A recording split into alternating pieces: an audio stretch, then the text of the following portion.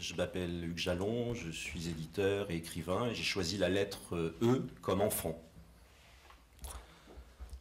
Alors dans un livre que j'ai perdu, il y a un bon moment et dont j'ai oublié le titre exact, mais ça importe peu, un auteur qui agissait sous pseudonyme.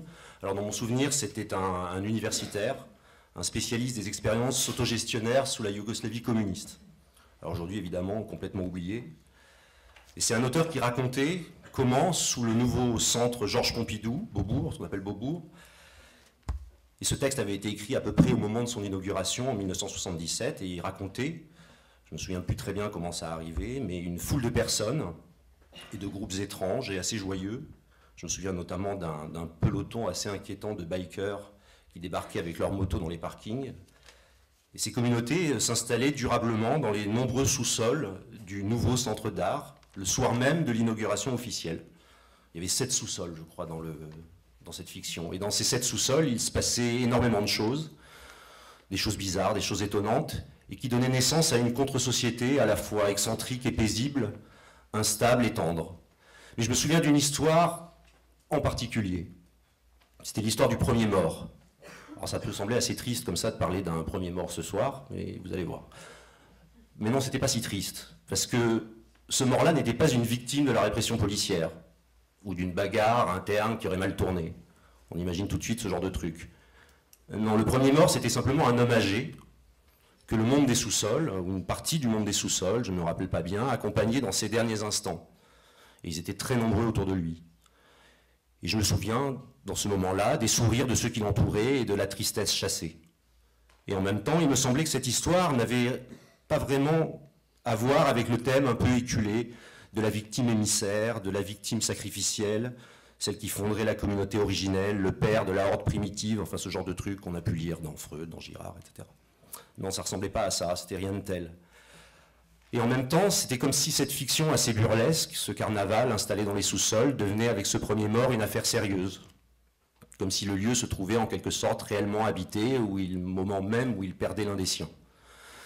Alors ce que je vous raconte n'est pas très drôle, et vous voyez peut-être pas le rapport avec ce qui nous rassemble ici, mais il y a 2 ans, j'ai appris que 2 enfants étaient nés au lieu-dit Saint-Antoine à Notre-Dame-des-Landes. Alors on m'a dit tout à l'heure que c'était pas à Saint-Antoine, que c'était à Saint-Jean-du-Tertre, enfin si quelqu'un peut m'informer, ça m'intéresse. C'est bien à Saint-Antoine, d'accord, merci. Alors certains d'entre vous savent très bien où se trouve Saint-Antoine, moi pas du tout. Je ne connais pas du tout le détail, je ne sais pas plus, mais quelqu'un ici connaît peut-être leur prénom.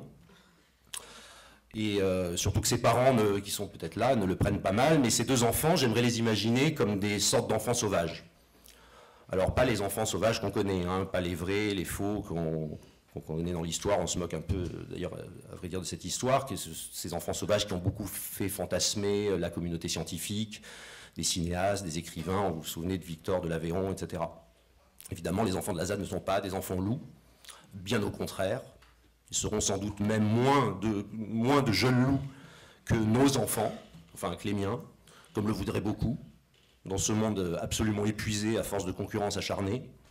Donc si je dis enfants sauvages, c'est pas pour les désigner comme des enfants loups, je dis enfants sauvages parce qu'après tout, je les vois simplement comme des enfants de la forêt, ce qui est le sens étymologique.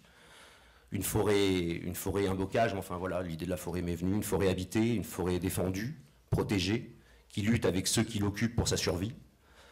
Ce sont des enfants qui sont nés dans un paysage dissident, séditieux, indiscipliné.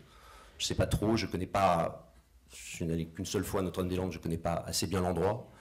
En tout cas, ce que je sais, c'est que c'est un autre paysage que le mien, un autre paysage que le nôtre, un paysage qui n'est peut-être pas encore un autre monde, qui en serait en quelque sorte peut-être l'esquisse. Alors ce que je me demande si ces enfants garderont une part de cette sauvagerie-là, de ce paysage de combat et de résistance qui les a vus naître. On dit que l'enfant est celui qui fait presque tout pour la première fois. Et ça, pour moi, ça c'est aussi sa part de sauvagerie. Et j'aimerais que les enfants de Notre-Dame-des-Landes continuent pour des années à nous le rappeler. Merci.